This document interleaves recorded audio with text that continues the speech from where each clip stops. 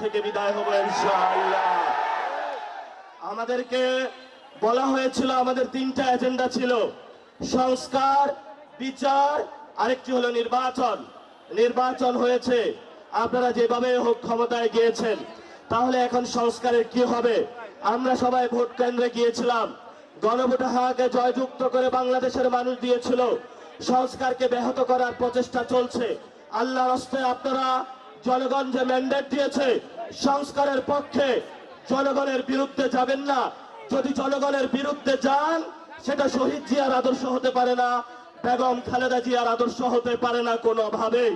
এই জন্য আমরা আপনাদেরকে অনুরোধ করব, যেই পথ শহীদ জিয়াউর রহমান, বেগম খালেদা জিয়া এই বাংলাদেশের মাটিতে জীবন দিয়ে প্রমাণ করে গিয়েছিলেন যে বাংলাদেশের মাটিতেই থাকবো, এখানেই শহীদ হব, তবু বাংলাদেশের মানুষের সাথে গাদ্দারি করব না, সেই পথে আপনাদেরকে থাকার আমরা অনুরোধ জানাচ্ছি।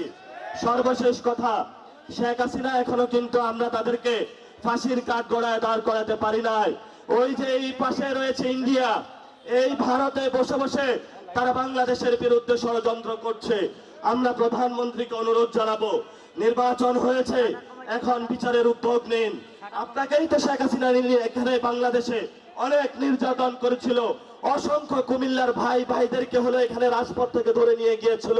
এই যে কুমিল্লার সাক্কু ভাই থেকে শুরু করে প্রত্যেকটা ব্যক্তি এখানে ইয়াসিন ভাই নির্যাতিত হয়েছিল, আমরা জানি।